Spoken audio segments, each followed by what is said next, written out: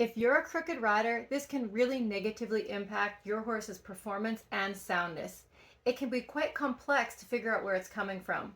Let me show you a few quick assessments that you can perform to figure out where your crookedness is coming from and how to solve it. Stick around to the end if you would like help solving these crookedness problems.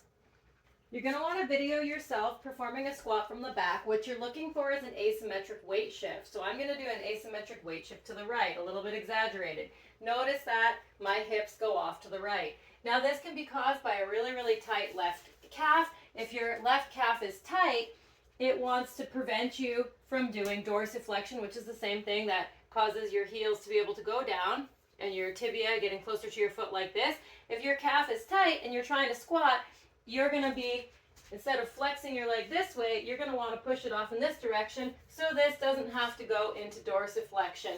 This can also impact your ability to put your heels down.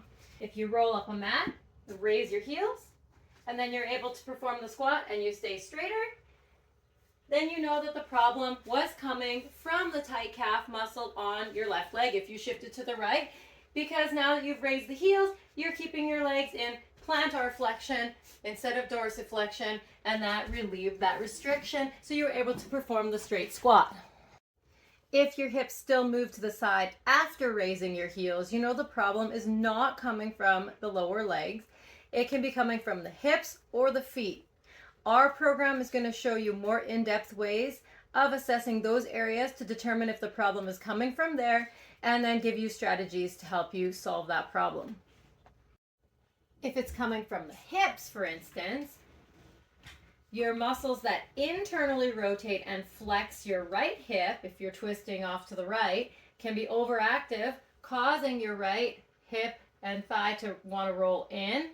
Or the muscles that externally rotate or bring out your left leg could be tight and overactive, pulling your left leg outward, and that could be causing the asymmetric weight shift.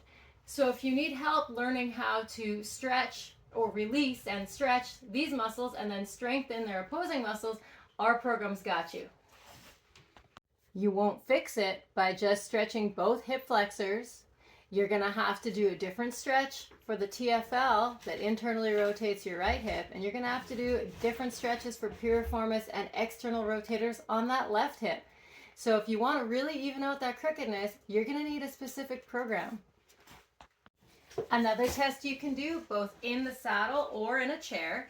And if you're in a chair, you're going to want to put something between your knees like a foam roller or a yoga block so that your pelvis doesn't move. You're just going to test if you can side bend or shorten one side of your body and lengthen the other side without leaning forward or twisting.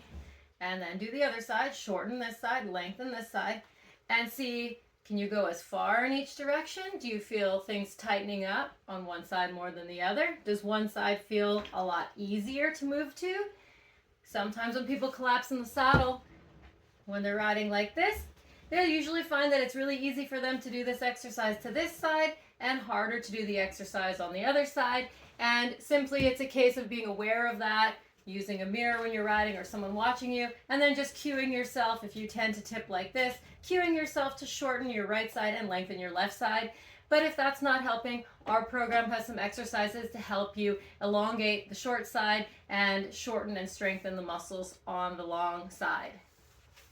Another test you can do on the horse or in a chair is you're going to cross your arms like so, and you want to keep your collarbones parallel to the floor. And you want to be sitting with your pelvis neutral, seat bones straight under you, not tip forward, not tip back, not leaning forward, not leaning back.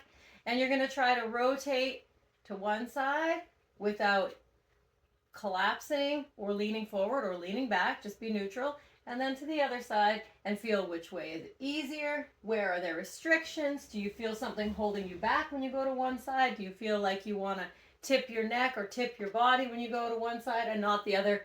And just compare that. We have strategies for you in our program if you're not able to sort that out on your own. The biggest takeaway, if you're crooked, is a one-size-fits-all approach will not fix you. You have to train each side differently and specifically based on what your findings are in your assessments. And if you would like to learn more, you can click on the link below.